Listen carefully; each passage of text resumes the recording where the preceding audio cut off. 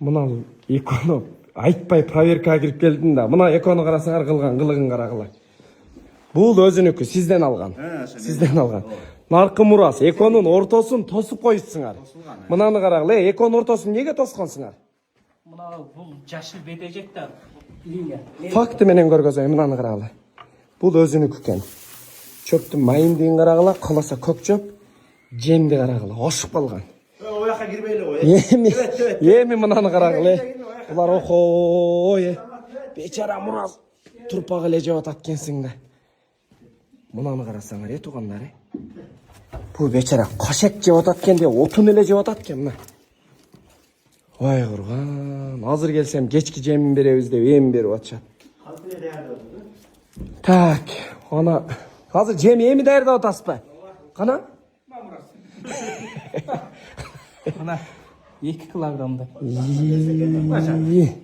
Бу жебеген неме чочуп атат, чочуп атат мына. Ооба, жылкы сразу келиш керек эле да. Чочуп атат бечара. Бу кашек эле жеп атат экен.